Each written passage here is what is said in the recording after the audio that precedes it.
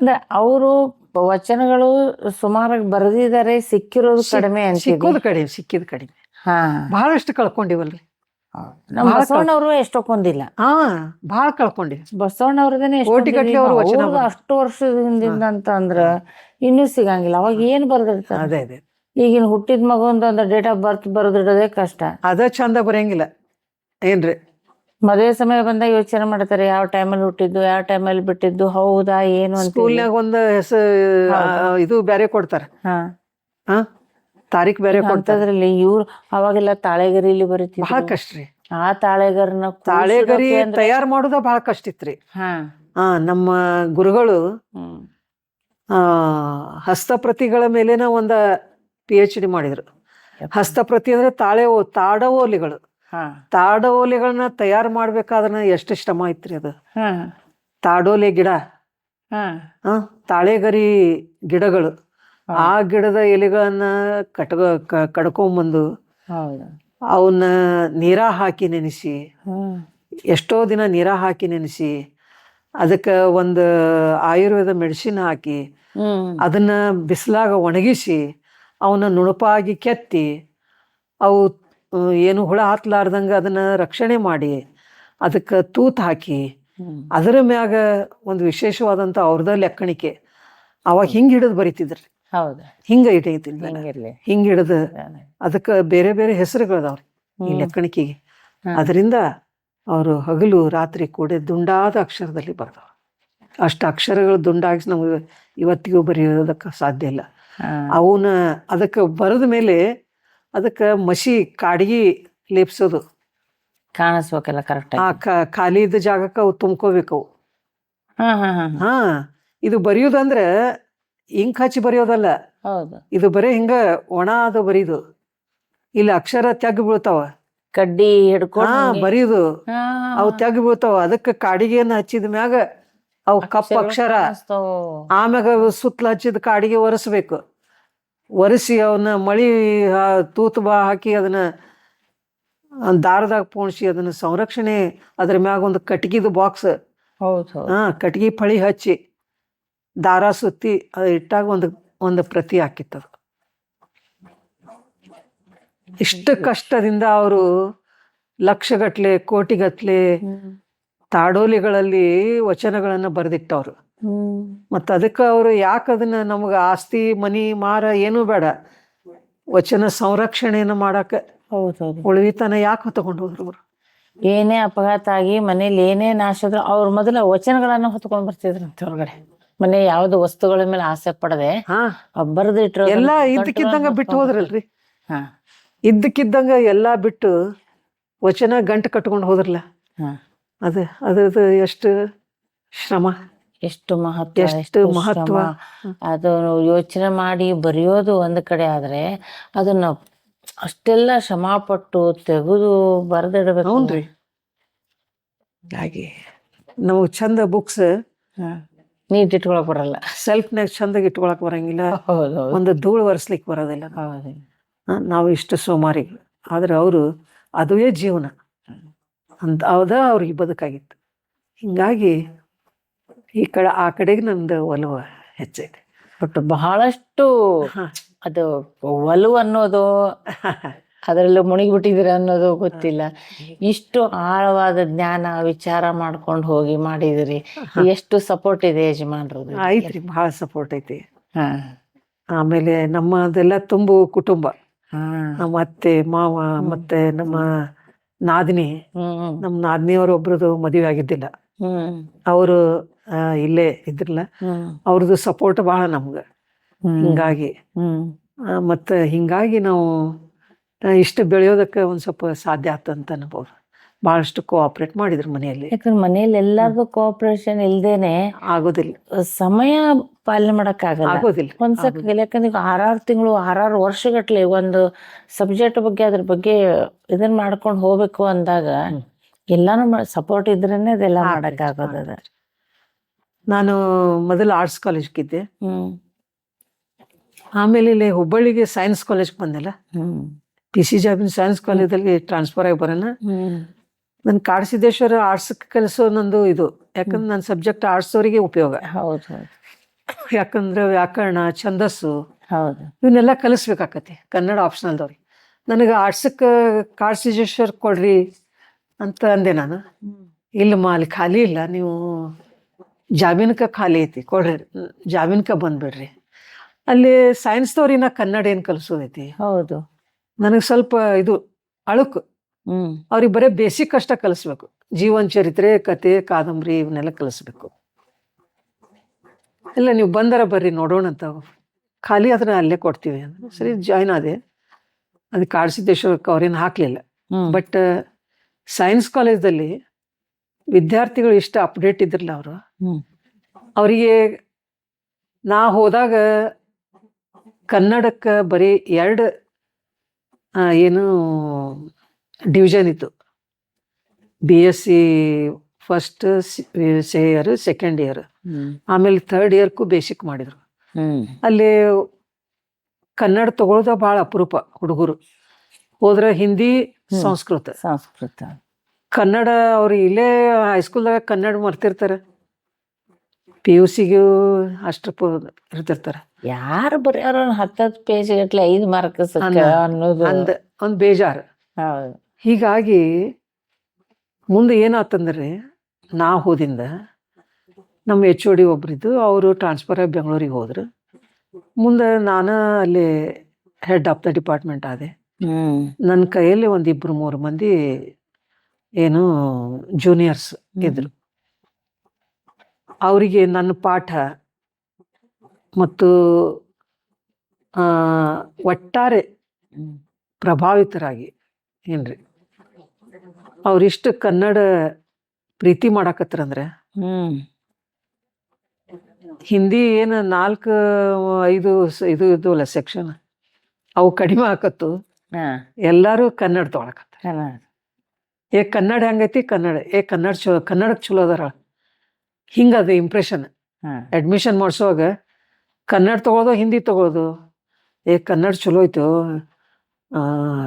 Staff ಚಲೋ ಐತಂತ, ಹಿಂಗ ಒಂದು ಪ್ರಭಾವ ಆಗಿ ಸ್ಟ್ರೆಂತ್ ಜಾಸ್ತಿ ಆತ್ರಿ. ಒಂದು. ಎರಡನೇದ್ದೇನಂದ್ರೆ, ಆ ಸೈನ್ಸ್ ಹುಡುಗರಿಗೆ ಆ ಸಾಹಿತ್ಯದ ಬಗ್ಗೆ ಆಸಕ್ತಿ ಹುಟ್ಟಿಸ್ಬೇಕು. ಸಾಹಿತ್ಯ ಅಂದ್ರೆ ಏನು, ನಿಮ್ಮಲ್ಲಿ ಯಾರ್ಯಾರು, ನಿಮ್ಮಲ್ಲಿ ಭಾಳ ಹುಡುಗರು ಕವನ ಬರಿತೀರಿ, ಕತಿ ಬರಿತೀರಿ, ಆದ್ರೆ ತೋರ್ಸಂಗಿಲ್ಲ ನೀವು. ಹೌದು. ನನಗೆ ತೋರಿಸ್ರಿ. ಮತ್ ನಿಮ್ಮಲ್ಲಿ ಆ ಶಕ್ತಿ ಐತಿ. ಸಾಹಿತ್ಯ ಅಂದ್ರೆ ಏನು ಅನ್ನೋದು ಆ ಹುಡುಗರಿಗೆ ತಿಳಿಸ್ಕೊಟ್ಟು, ಆಮೇಲೆ ಜಾಬಿನ್ ಜ್ಞಾನ ಕಣಜ ಅಂತ ಒಂದು ಪತ್ರಿಕೆ ಹೊಣ್ಸಾಕತ್ತೆ ನಾನು. ಒಂದು ಮಂತ್ಲಿ ಒಂದು ಮ್ಯಾಗಝಿನ್ ಹೊಣ್ಸಾಕತ್ತೆ ನಾನು. ತಗೊಂಡ್ಬರ್ರಿ, ನಿಮ್ ಕತಿ ತಗೊಂಬರ್ರಿ, ಕವನ ತಗೊಂಬರ್ರಿ. ಮತ್ತು ಕಾಲೇಜ್ದು ಏನು ಆಕ್ಟಿವಿಟೀಸ್ ಅದಾವ ಅದನ್ನ ಸಂಪಾದನೆ ಮಾಡ್ತೀನಿ. ಹುಡುಗರು ಇಷ್ಟು ಚಂದಾಗೆ ತಂದು ಕೊಡ್ತಿದ್ರಿ. ಮತ್ತು ಅವರಲ್ಲಿ ಆಸಕ್ತಿ ಬೆಳೆಯಾಕತ್ತೆ. ಆಸಕ್ತಿ ಬೇಕು. ಆಸಕ್ತಿ ಸ್ವಲ್ಪ ನೀರ್ ಇರೋದು ಬೆಳೆಸೋಬೇಕು. ಅವರಿಗೆ ಸಬ್ಜೆಕ್ಟ್ ಕೊಡಾಕತ್ತೆ. ಕನ್ನಡದೊಳಗೆ ನೀವು ನನಗೆ 10 ಮಾರ್ಕ್ಸ್ ಅಲ್ಲ ಅಸೈನ್ಮೆಂಟು, ಇವು ಅವೆಲ್ಲ. ಆ 10 ಮಾರ್ಕ್ಸಿಗೆ ಕನ್ನಡದೊಳಗೆ ಬರ್ಕೊಂಬರ್ರಿ. ವಿಜ್ಞಾನಿಗಳ ಚರಿತ್ರೆ, ಇಷ್ಟು ಜನ ವಿಜ್ಞಾನಿ ಕನ್ನಡದಲ್ಲಿ ನೀವು ಬರ್ಕೊಂಬರ್ಬೇಕು. ವಿಜ್ಞಾನಿಗಳ ಚರಿತ್ರೆ 120 ಹುಡುಗರು ಕ್ಲಾಸ್ಗೆ ಇದ್ರೆ ನನಗೆ 120 ವಿಜ್ಞಾನಿಗಳ ಚರಿತ್ರೆ ಸಿಕ್ತಿತ್ತು ನನಗೆ. ಯಾರು ಒಬ್ರಂಗೊಬ್ರು ಬರೆಯುವಂಗಿಲ್ಲ. ಹೌದು. ಯಾರ್ಯಾರು ಏನೇನು ಬರಿತೀರಿ ನನ್ನ ಲಿಸ್ಟ್ ಕೊಡ್ರಿ, ರಿಪೀಟ್ ಆಗಬಾರ್ದು. ಹೌದು. ಎಷ್ಟು ಚಂದ ಬರಿತಿದ್ರು ಹುಡುಗರು ಹುಡುಕ್ಯಾಡಿ. 10 ಮಾರ್ಕ್ಸ್ ಹೋಗ್ಕವಲ್ಲ ಇರ್ಲಿಕ್ಕೆ. ಹಿಂಗೆ ಅವರಿಗೆ ಒಂದು ಚಿತ್ರ ಕೊಟ್ಟು ಇದ್ರ ಬಗ್ಗೆ ಕತಿ ಬರ್ಕೊಂಬರ್ರಿ. ಹೌದ್ರಿ, ಕತಿ ಬರ್ಕೊಂಬರ್ತಿದ್ರು, ಕವನ ಬರ್ಕೊಂಬರ್ತಿದ್ರು. ಅವರಲ್ಲಿ ಆಸಕ್ತಿ, ಕುತೂಹಲ ಹುಡ್ಸೋದು. ಆಮ್ಯಾಗ ಅಷ್ಟ ಚಂದ ಥಿಂಕ್ ಮಾಡ್ತಿದ್ರು ಹುಡುಗರು. ಆಮೇಲೆ ನನಗೇನು ಅನಿಸ್ತು, ನೀವು ವಿಜ್ಞಾನದ ವಿದ್ಯಾರ್ಥಿಗಳ್ರಪ್ಪ, ಮೆಡಿಕಲ್ಕ ಇದಕ್ಕೆ ಅಲ್ಲಿ ಸೀಟ್ ಸಿಗ್ಲಾರ್ದಕ್ಕೆ ಇಲ್ಲಿ ಬಂದಿರಿ, ನಿಜ. BSc ಬಂದಿರಿ. ಆದ್ರೆ ವಿಜ್ಞಾನದೊಳಗೂ ಸಾಹಿತ್ಯ ಐತಿ ಅನ್ನೋದಕ್ಕೆ ಅವ್ರಿಗೆ ಜನಪದ ವಿಜ್ಞಾನ ಅಂತ ಒಂದು ವರ್ಕ್ ಕೊಟ್ಟೇನ್ರಿ. ಆ ಜನಪದ ವಿಜ್ಞಾನದೊಳಗ ನಮ್ಮ ಎಲ್ಲ ಗಿಡ ಸಸ್ಯಗಳು, ಬಾಟ್ನಿ ಹುಡುಗರು, ಅಲ್ಲಿ ಹುಡುಗರದು ಒಂದು ಬೊಟಾನಿಕಲ್ ಗಾರ್ಡನ್ ಐತ್ರಿ. ಒಂದೊಂದು ಹುಡುಗರು 3 ವರ್ಷ ಒಂದೊಂದು ಸಸಿ ಹಚ್ಚಿ ಅದ್ರದ್ದು ಗೈಡ್ ಅವ್ರ ಆ ಹುಡುಗರು. ಅಲ್ಲಿ ಅದೊಂದು ಸಿಸ್ಟಮ್ ಚಲೋ ಐತಿ. ಹಾ 3 ವರ್ಷ ಆ ಹುಡುಗ ಆ ಸಸಿ ಬೆಳೆಸ್ತಾನೆ. ಅವರ ಹುಡುಗರು ಹಚ್ಚಿರ್ತಾರ, ಅದನ್ನ ತನ್ನ ನೋಡ್ಕೊಂಡ್ ಹೋಗುದು 3 ವರ್ಷ ಅವನ್ ಕೆಲಸ ರೀ ಅದು. ಪೂರಾ ಅದ್ರದ್ದು ಸ್ಟಡಿ ಮಾಡ್ತಾನೆ ಆ ಸಸ್ಯದ. ಹೀಗಾಗಿ ಸಸ್ಯ ವಿಜ್ಞಾನ, ಆ ಸಸ್ಯ ವಿಜ್ಞಾನದಿಂದ ಅದರಿಂದ ಏನೇನು ವೈಜ್ಞಾನಿಕವಾಗಿ ಮತ್ತು ವೈದ್ಯಕೀಯವಾಗಿ ಏನೇನು ಉಪಯೋಗ ಐತಿ ಅನ್ನೋದನ್ನ ಅವ್ರಿಗೆ ಸಬ್ಜೆಕ್ಟ್ ಕೊಟ್ಟು ಅದನ್ನ ಕನ್ನಡದೊಳಗೆ ಬರ್ಯಾಕ ಹಚ್ಚೋದು. ಮತ್ತು ಈಗ ತುಳಸಿ ಅಂತೈತಿ, ಹೌದಾ? ಈ ತುಳಸಿಯಲ್ಲಿ ಧಾರ್ಮಿಕ ನಂಬಿಕೆ ಏನೈತಿ, ಅದರಿಂದ ವೈಜ್ಞಾನಿಕ ಉಪಯೋಗ ಏನೈತಿ, ಹೌದಾ? ಅದರ ಸಾಂಸ್ಕೃತಿಕ ಮಹತ್ವ ಏನೈತಿ, ಅದ್ರ ಬಗ್ಗೆ ಒಬ್ಬ ವಿದ್ಯಾರ್ಥಿಗೆ ಆ ವಿಷಯ ಕೊಡೋದು. ಹಿಂಗಾಗಿ 10 ಮಾರ್ಕ್ಸ್ ರೀ ಅದಕ್ಕೆ. ಆ ಹುಡುಗ ಸ್ಟಡಿ ಮಾಡ್ಕೊಂಡು ಬರ್ಕೊಂಡು ಬರ್ತಿದ್ದ. ಅದು ನನ್ನ ಮ್ಯಾಗ ಎಷ್ಟು ಇಂಪ್ರೆಷನ್ ಆತಂದ್ರೆ ನಾ ಅದ್ರ ಬಗ್ಗೆ ಒಂದು ಬುಕ್ಕ ಬರದೆ. ಒಂದು UGC ಇದು ತಗೊಂಡೆ, ಏನು ಮೈನರ್ ರಿಸರ್ಚ್ ವರ್ಕ್ ತಗೊಂಡು ಏನ್ರಿ, UGC ಅವರು 75,000 ರೂಪಾಯಿ ಬಿಡುಗಡೆ ಮಾಡಿದ್ರು ಅದಕ್ಕೆ. ವರ್ಕ್ ಮಾಡ್ಬೇಕು ನೀವು 2 ವರ್ಷ ಅಂತೇಳಿ. 62 ಸಸ್ಯಗಳ ಕುರಿತಾಗಿ ನಾನು ಮತ್ತು ಬಾಟ್ನಿ ಒಬ್ರು ಮೇಡಮ್ ಇಬ್ರು ಕೂಡ್ಕೊಂಡು ಒಂದು ಸಸ್ಯ, ಅದರದ್ದು ಸಾಹಿತ್ಯಿಕ, ಧಾರ್ಮಿಕ, ಐತಿಹಾಸಿಕ, ಸಾಂಸ್ಕೃತಿಕ, ವೈಜ್ಞಾನಿಕ, ಅದರ ವೈದ್ಯಕೀಯ ಉಪಯೋಗಗಳೇನು ಅದ್ರ ಬಗ್ಗೆ ಸ್ಟಡಿ ಮಾಡಿ 62 ಸಸ್ಯಗಳ ಬಗ್ಗೆ ನಾನು ಒಂದು ಬುಕ್ಕ ತಯಾರು ಮಾಡಿದ್ದೇನೆ. ಹೀಗಾಗಿ ಸಣ್ಣದೇ ಇಷ್ಟೆಲ್ಲ ಡೀಟೇಲ್ಸ್. ಸಾಹಿತ್ಯ ಸಸ್ಯ ಸಂಭ್ರಮ ಅಂತ ಹೆಸರಿಟ್ಟಿವಿ ಅದಕ್ಕೆ.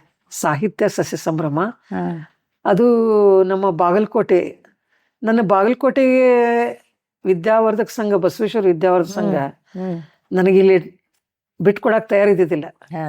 ಇಷ್ಟು ಚಲೋ ಹ್ಯಾಂಡ್, ನೀವು ನಮ್ಮ ಮಗಳಾಗಿ ನೀವು ಹೆಂಗ್ ಹೋಗ್ತೀರಿ? ಇಲ್ಲ ಸರ್, ಮತ್ ನೀವು ಕೊಡಬೇಕು, ಏನ್ ಮಾಡಕ್ಕಾಗಲ್ಲ, ಇಲ್ಲ ನಿಮ್ಮ ಮನೆಯವ್ರನ್ನ ಇಲ್ಲಿ ಕರೆಸ್ರಿ, ಅವ್ರು ಹಂಗ ಬರ್ಲಾರ್ದವ್ರ ಅದಾರ, ಮತ್ ನಾವು ನಿಮ್ನ ಬಿಡಂಗಿಲ್ಲ. ಬಹಳ ಗುದ್ದಾಟ ಆತ್ರಿ. ಇಷ್ಟ ನೀವು ಚಲೋ ಹ್ಯಾಂಡ್ ಹೆಂಗ್ ಕಳ್ಸೋ ಅಂತಾದ್ನು ಅವ್ರಿಗೆ ನನ್ನ ಮೇಲೆ ತುಂಬಾ ಅಭಿಮಾನ. ಅವ್ರು ನನ್ನ 2-3 ಬುಕ್ಕ ಪ್ರಕಟ ಮಾಡಿದ್ದಾರೆ. ಅಲ್ಲಿ ಮುದ್ರಣ ಅಲ್ಲ ಐತಿ, ಹೌದಾ? ಅದರಿಂದ ಬಸವಲಿಂಗ ಪ್ರಿಂಟಿಂಗ್ ಪ್ರೆಸ್ ಮುದ್ರಣ ಐತಿ. ನಾ ಹೋಗಿ ಇದನ್ನ ತೋರಿಸಿದೆ, ಹಿಂಗೆ ವರ್ಕ್ ಮಾಡಿದ್ದೈತಿ, ನೀವು ಪ್ರಕಟ ಮಾಡಬೇಕು ಅಂದಾಗ ಸಾಹಿತ್ಯ ಸಸ್ಯ ಸಂಭ್ರಮ ಅದು ಕಲರ್ ಪ್ರಿಂಟ್ ಆಗ್ಬೇಕ್ರಿ. ಯಾಕಂದ್ರೆ ಸಸ್ಯದ ಕಾಣಿಸ್ಬೇಕಲ್ಲ, ಬ್ಲ್ಯಾಕ್ ಆ್ಯಂಡ್ ವೈಟ್ದಾಗ ಕಾಣಿಸೋದಿಲ್ಲ. ಅದಕ್ಕೆ ಅದನ್ನ ಅವರು ಸುಮಾರು 6 ಲಕ್ಷ ಖರ್ಚು ಮಾಡಿ 1,000 ಪ್ರತಿಯನ್ನು ಅವರು ಪ್ರಕಟ ಮಾಡಿದ್ದಾರೆ. ಹೀಗಾಗಿ ಅದು ಕೂಡ ತುಂಬಾ ಚೆನ್ನಾಗಿ ಬಂದೈತಿ. ಅದು ನಾನು KLE ಧ್ವನಿಯೊಳಗೆ ಪ್ರತಿ ವಾರ ಇದನ್ನ ಮಾಡಿದ್ದೇನೆ, ಅದನ್ನ ಬ್ರಾಡ್ಕಾಸ್ಟ್ ಮಾಡಿಸಿದೆ. ಅದು ಸುಮಾರು 60 ಎಪಿಸೋಡ್ ಬಂದು ರೀ. ಮತ್ತು ನಾನು ಅದೇ KLE ಧ್ವನಿಯೊಳಗೆ ಹಗಲೆಲ್ಲ ಉಪನ್ಯಾಸ ಕೊಡ್ತೀನಿ. ವಚನ ಶ್ರಾವಣ ಅಂಥೇಳಿ ಹೋದ ವರ್ಷ 30 ಎಪಿಸೋಡ್ ಬಂದು, ಮತ್ತು ಈ ವರ್ಷನೂ ಮಾಡ್ಬೇಕಂತೈತಿ. ಒಟ್ಟಾರೆ ಸಾಹಿತ್ಯ, ಸಂಸ್ಕೃತಿ, ಶರಣ ಧರ್ಮ ಇದನ್ನಲ್ಲಿ ನಾನು ಮಗ್ನ ಆಗಿಬಿಟ್ಟಿರ್ತೇನೆ. ನಿಮ್ಮ ಇಷ್ಟ ಕೆಲಸ ನಿಮ್ಮಲ್ಲಿ ಯಾರಾದ್ರೂ ಒಬ್ರು ವಿದ್ಯಾರ್ಥಿಗಳು ನಿಮ್ಮಷ್ಟು ಇಂಟ್ರೆಸ್ಟ್ ತಗೊಂಡು ಮುಂದೆ ಬಂದಿರೋರು ಯಾರಾದ್ರೂ ಇದಾರಾ? ಅಂದ್ರೆ ನಾನು PhD ಮಾಡಿದ, ನನ್ನ PhD ಗೈಡ್ಶಿಪ್ ಸಿಕ್ತು ಹಂಪಿ ಯೂನಿವರ್ಸಿಟಿಯಿಂದ. ಹಂಪಿ ಯೂನಿವರ್ಸಿಟಿಯಿಂದ PhD ಗೈಡ್ಶಿಪ್ ಸಿಕ್ತು. ಆದ್ರೆ ಹಂಪಿ ಯೂನಿವರ್ಸಿಟಿಯವರು ಅವರ ವಿಷಯ ಕೊಡೋದ್ರಿ, ನಾವು ಕೊಡೋದಲ್ಲ. ಹಿಂಗೆ ಅವ್ರದ್ದು ಕಂಡೀಷನ್. ಅದಕ್ಕೆ ನಮ್ಮ ವಿದ್ಯಾರ್ಥಿನಿ ಅವ್ರು ಈ ಸದ್ಯಕ್ಕೆ ಮುಂಡಗೋಡ್ಕ ಗೌರ್ಮೆಂಟ್ ಕಾಲೇಜ್ ಲೆಕ್ಚರರ್ ಅದಾರ, ಇನ್ನೊಬ್ರು ಇಲ್ಲೇ ಪಾರ್ಟ್ ಟೈಮ್ ಅಂತ ಹೋಗ್ತಾರ. ಏನಪ್ಪಾ ಅಂದ್ರೆ ಅವ್ರು ಕೊಟ್ಟ ವಿಷಯ ಏನಂದ್ರೆ ಕನ್ನಡ ಮಹಿಳಾ ಸಾಹಿತ್ಯದಲ್ಲಿ ಪುರುಷ ವಿನ್ಯಾಸ ಅಂತ ಹೇಳಿ ಅದೇ ಟಾಪಿಕ್ ರೀ. ನೋಡ್ರಿ, ನನ್ನ ವಿಷಯಕ್ಕೂ ಅಲ್ಲಿ ಈಗ ಆಧುನಿಕಕ್ಕೆ ಬಂದ್ಬಿಟ್ರಿ. ಹೌದು, ಅದು ನಾ ತಗೊಳ್ಳಬೇಕಾಗ್ತಿಲ್ಲ, ಹೌದಿಲ್ಲ? ಕನ್ನಡ ಮಹಿಳಾ ಸಾಹಿತ್ಯದಲ್ಲಿ, ಮಹಿಳಾ ಕಥಾ ಸಾಹಿತ್ಯದಲ್ಲಿ ಪುರುಷ ವಿನ್ಯಾಸ ಅಂತ ಹೇಳಿ ಅಲ್ಲಿ ಪ್ರಧಾನವಾಗಿ ಒಂದು 5 ಜನ ಕಥೆಗಾರ್ತಿಯರು. ಆ 5 ಜನ ಕಥೆಗಾರ್ತಿಯರು ಅಂತಂದ್ರೆ ಮುಖ್ಯವಾಗಿ ವೀಣಾ ಶಾಂತೇಶ್ವರ್ ಅವರು, ಆಮೇಲೆ ಸಾರಾ ಅಬೂಬ್ಕರ್ ಅವರು, ಆಮೇಲೆ ನಮ್ಮ ವೈದೇಹಿ ಅವರು, ಆಮ್ಯಾಗ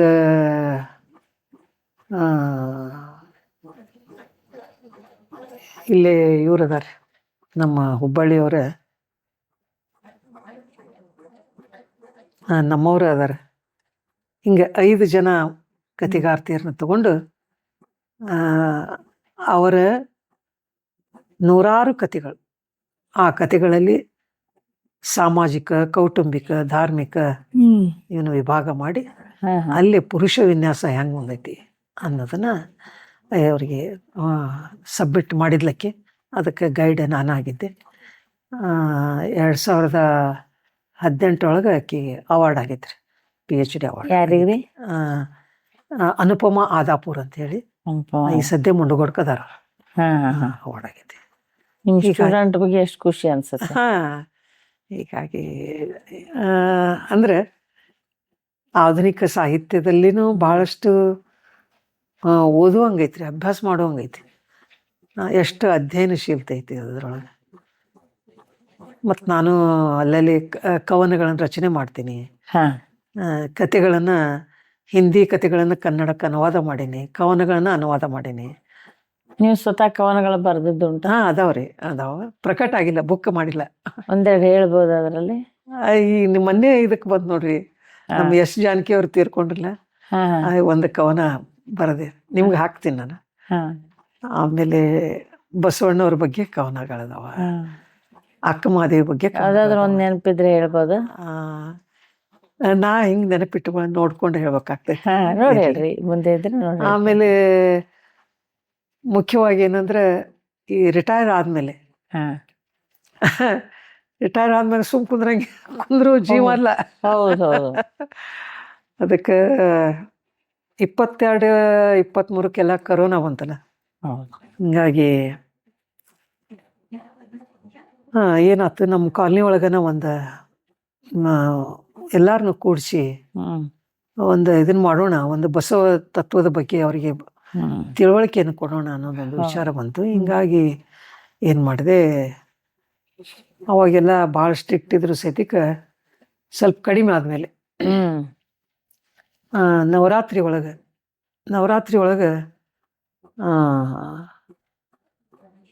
ದೇವಿಗೆ ದೀಪ ಹಾಕೋದು, ಗುಡಿಗೆ ಹೋಗೋದು, ಅದೆಲ್ಲ ಭಾಳಲ್ಲ. ನಮ್ಮ ಲಿಂಗಾಯತ ಹೆಣ್ಮಕ್ಳು ಈ ಶರಣರ ತತ್ವ ತಿಳ್ಕೊಬೇಕಾದ್ರೆ ಇದ ಒಂದು ಅವಕಾಶ ಅಂತ ತಿಳ್ಕೊಂಡು 9 ದಿನಗಳ ಕಾಲ ಶರಣೆಯರ ಕುರಿತಾಗಿ ಒಂದು ಚಿಂತನೆಯನ್ನು ಇಟ್ಟೆ. ನಮ್ಮ ಮನೆಯೊಳಗನ ಮಾಡಿದೆ. 9 ದಿನ 9 ಜನ ಶರಣೆಯರ ಕುರಿತಾಗಿ ಅವ್ರಿಗೆಲ್ಲ ಆಮಂತ್ರಣ ಕೊಟ್ಟೆ. ಸುಮಾರು 9 ದಿನಗಳ ಕಾಲ ಒಂದು ದಿನಾಲು 50-60 ಜನ ಇಲ್ಲಿ ನಮ್ಮ ಮನೆಗೆ ಕೊಡ್ತಿದ್ರು. ದಿನ ಯಾರು ಚಲೋ ಲೆಕ್ಚರ್ ಕೊಡ್ತಾರ ಅವ್ರನ್ನ ಅತಿಥಿಯಾಗಿ ಕರಿತಿದ್ದೆ. ಯಾರೂ ಸಿಗ್ಲಿಕ್ಕಂದ್ರೆ ನಾನು ಇಂಟ್ರಡ್ಯೂಸ್ ಮಾಡ್ಕೊಂಡು, ಹಿಂಗೈತಿ ನಮ್ಮ ಶರಣ ಧರ್ಮ, ವಚನಗಳು ಹಿಂಗದವ, ಅವ್ರಿಗೆ ಯಾರಿಗೂ ಶರಣ ಸಾಹಿತ್ಯದ ಬಗ್ಗೆ, ಬಸವಣ್ಣನ ಬಗ್ಗೆ, ಲಿಂಗ ತತ್ವದ ಬಗ್ಗೆ, ಎಲ್ಲರೂ ಲಿಂಗಾಯತರ. ಹೌದು. ಆದ್ರೆ ಅದನ್ನ ಹಿಂಗ ಐತಿ ಅನ್ನೋದು ಅವರಿಗೆ ಇಲ್ಲ. ಯಾಕಂದ್ರೆ ಅವರೆಲ್ಲ ಗೃಹಿಣಿಯರು ಅಷ್ಟೇ. ಮ್ಯಾಟ್ರಿಕ್ ಆಗೈತಿ, ಲಗ್ನ ಆಗೈತಿ, ಮಕ್ಕಳು ಜೋಪಾನ ಇದ್ರೊಳಗೆ ಮಗ್ನ ಆದವ್ರು. ಅವ್ರಿಗೆ ಇದು ಪರಿಚಯ ಮಾಡಿಕೊಡ್ಬೇಕಂತ ನನ್ಗೆ. ಹಿಂಗಾಗಿ 9 ದಿನ ಏನು ಚಲೋ ಕಾರ್ಯಕ್ರಮ ಆಯ್ತು. ನಮ್ಗೆ ಇದೇನೋ ಗೊತ್ತೇ ಇರ್ಲಿಲ್ರಿ, ಇದನ್ನ ಮುಂದುವರಿಸ್ಬೇಕಲ್ಲ ಅಂತಂದ್ರು. ಆಗ್ಲಿ ನೀವೆಲ್ಲರೂ ಇಂಟ್ರೆಸ್ಟ್ ತೋರಿಸಿದ್ರೆ ವಾರಕ್ಕೊಮ್ಮೆ ಕೊಡೋಣ. ಹೌದು ಅಂದು ಪ್ರತಿ ಸೋಮವಾರ 5 ಗಂಟೆಗೆ ನಾವು ಕೊಡೋದು, ಶರಣ ಚಿಂತನ ಮಾಡೋದು. ಇವತ್ತಿಗೂ ಕೂಡ 275 ಎಪಿಸೋಡ್ ಅದು. ಮಹಾಶರಣೆ ಗಂಗಾಂಬಿಕಾ ಬಳಕ ಅಂತ ಕಟ್ಟಿವಿ. ಪ್ರತಿ ವಾರ ಇಲ್ಲಿ ಗಾರ್ಡನ್ ಐತಿ, ಆ ಗಾರ್ಡನ್ದಾಗ 5 ಗಂಟೆಗೆ ಬಸವಣ್ಣವ್ರ ಫೋಟೋ ಇಟ್ಟು ಪೂಜಾ ಮಾಡಿ ವಚನ ವಿಶ್ಲೇಷಣೆ, ವಚನ ಚಿಂತನ, ವಚನ ಗಾಯನ, ಎಷ್ಟೋ ಕಾರ್ಯಕ್ರಮಗಳನ್ನ ನಾವು ಪ್ರತಿ ವಾರ ಮಾಡ್ತೀವಿ.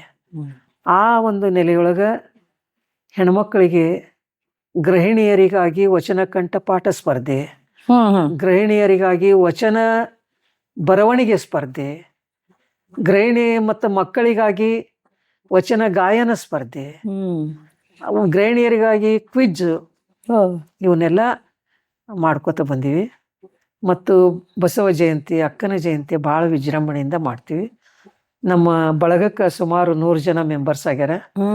ಯಾರ ಕಡೆಯಿಂದನೂ ರೊಕ್ಕ 1 ಪೈಸಾ ಇಸ್ಕೊಳಂಗಿಲ್ಲ.